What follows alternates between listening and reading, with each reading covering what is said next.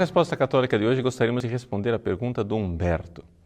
E Humberto quer saber se ele deve ir à missa domingo, mesmo que seja por pura obrigação.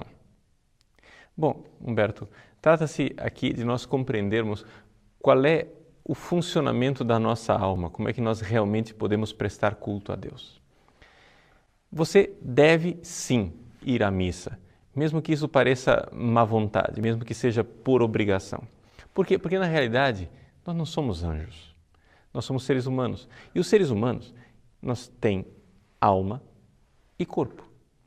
Ora, é necessário que a nossa alma comande o corpo, mesmo que os sentimentos do corpo não estejam colaborando. É como se fosse um pai que leva o filho à missa. Ou seja, a alma é o pai, o filho é o nosso corpo. O corpo está esperneando, ele não quer ir, mas a alma precisa colocar um ato de vontade positivo. Então, vamos entender um pouco as funções da alma para entendermos como é que realmente deve ser a nossa vida com Deus. Na nossa alma, nós temos basicamente 3 áreas em que nós temos a inteligência, depois a vontade e, finalmente, os sentimentos ou afetividade. Essas 3 realidades, elas devem estar nessa hierarquia. Em primeiro lugar, a inteligência, depois a vontade e só em terceiro lugar, a afetividade. Ora, quando você sente dificuldade de ir à missa no domingo, é porque a afetividade está querendo mandar, mas você sabe o que é o certo e a sua inteligência então diz a sua vontade e a vontade ordena a afetividade, vá mesmo assim. Por quê? Porque você compreende que você precisa ir. Não se trata de hipocrisia, não é uma falsidade. Você não está sendo falso quando você vê que um pedaço de você esperneia para ir à missa. É exatamente o contrário. É nesses momentos em que você tem a grande oportunidade de mostrar a Deus o quanto você o ama. Uma oração que é feita na luta é uma oração que vale mais do que uma oração que é feita na consolação. Quando você diz, que bom que eu rezei, que alegria, foi gostoso, você já recebeu a recompensa.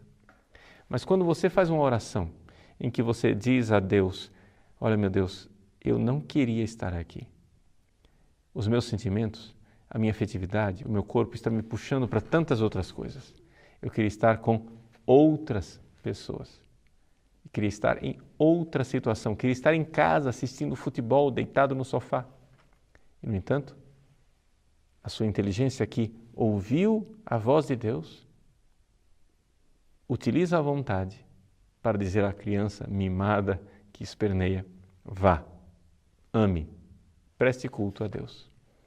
Isso é de um valor imenso. Uma outra coisa para esclarecermos a realidade espiritual. Nenhuma dessas 3 realidades, inteligência, vontade e afetividade, devem estar excluídas da vida espiritual. Mas as coisas devem estar numa hierarquia, sim. A inteligência é aquela que nós usamos para o ato principal da vida espiritual, que é a oração. A vontade, ela também entra na realidade da vida espiritual. Mas quando é a vontade quem está fazendo algo, nós chamamos isso de devoção. E, finalmente, quando os sentimentos entram na vida espiritual, nós chamamos de consolação.